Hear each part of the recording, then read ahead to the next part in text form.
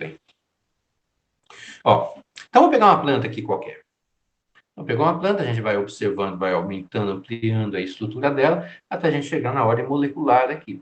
E aí, 3 classes, né? 4 classes de moléculas nos chamam a atenção. Primeiro é a celulose, que é, sem dúvida, o polímero de carboidrato mais abundante da Terra.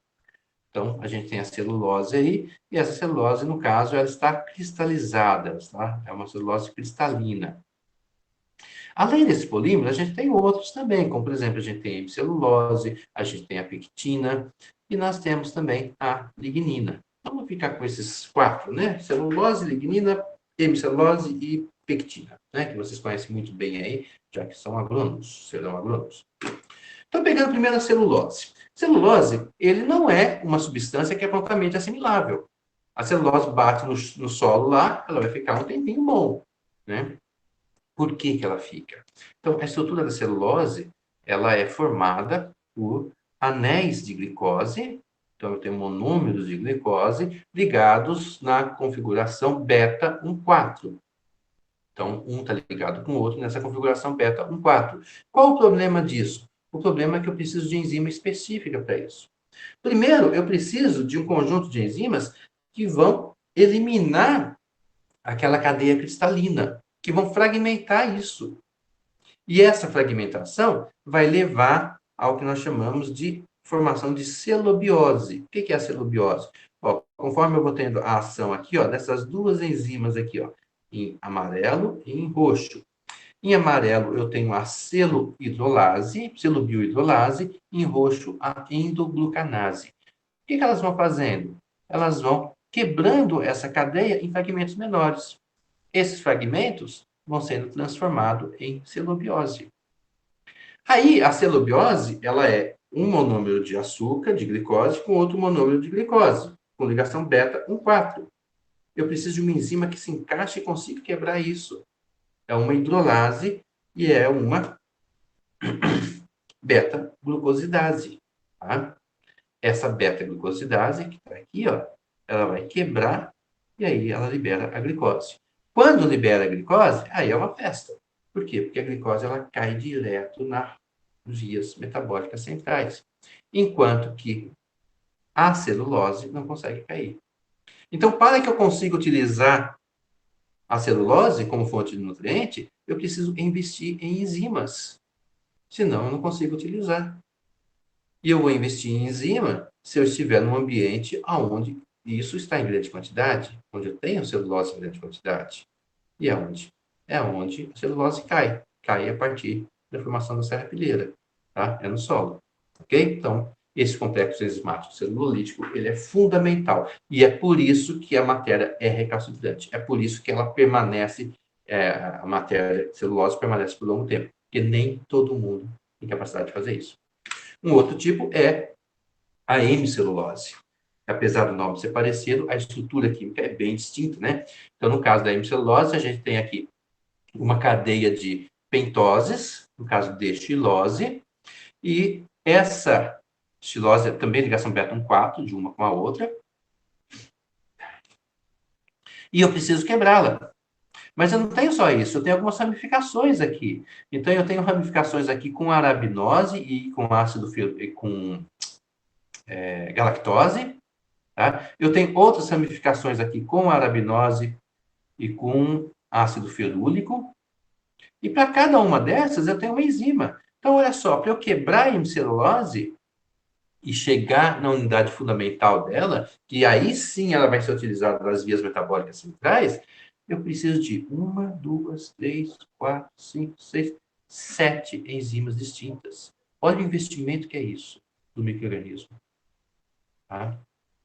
Se eu fosse utilizar amido, eu precisava só de amilase. Mas olha para utilizar, para quebrar a hemicelulose. Então, apenas organismos especializados conseguem fazer isso. E é por isso que a hemicelulose vai ficar por um tempo bom lá. Pectina, que a gente usa muito no laboratório, né? Por causa que ela tem uma consistência mais gelatinosa. Complexo enzimático pectinolítico é constituído de 5 enzimas capazes de quebrar a estrutura da pectina. Então, do que a pectina é formada? Então, eu tenho aqui, ó, ácido galacturônico, um ligado com o outro aqui.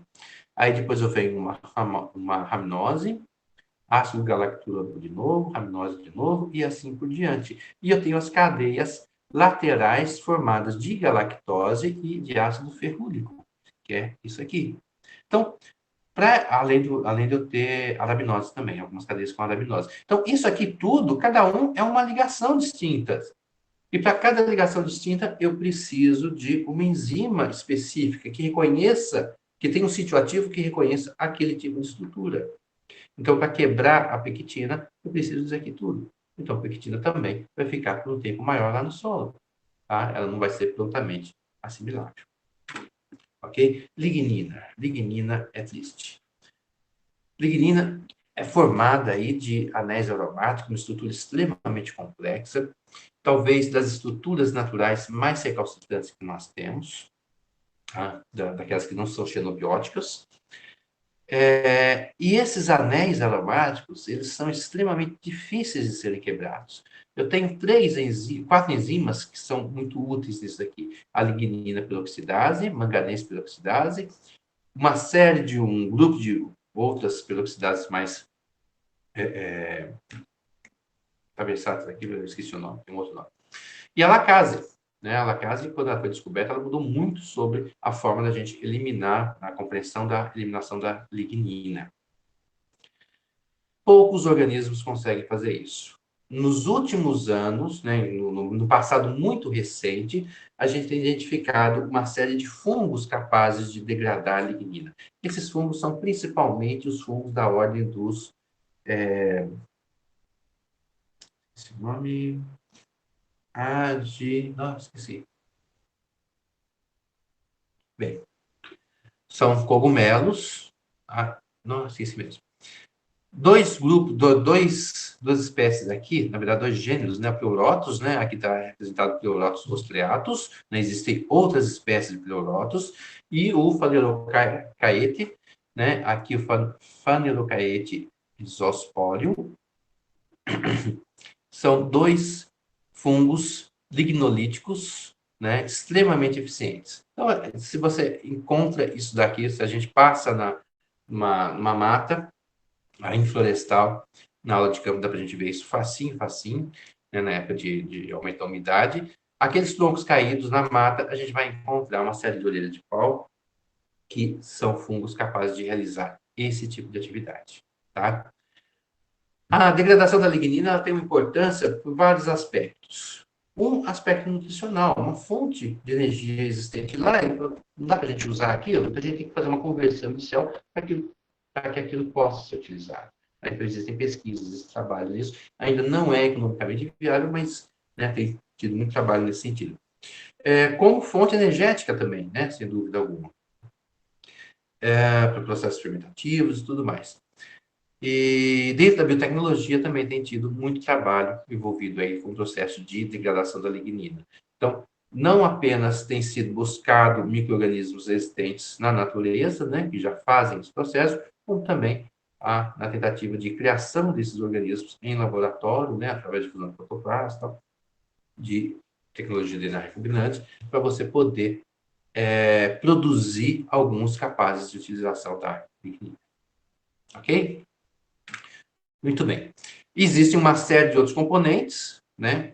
Além desses quatro que eu falei, pectina, hemicelulose, lignina e celulose, que também requerem enzimas específicas. Então, alguns aqui bem conhecidos, o amido. O amido, apesar dele ser mais simples de ser degradado do que a celulose, por causa do tipo de ligação que ele faz, ele também precisa de amilase para fazer isso, para fazer essa degradação. Aí a gente tem que organismos animais já são capazes de degradar amido, não precisa só de micro-organismo.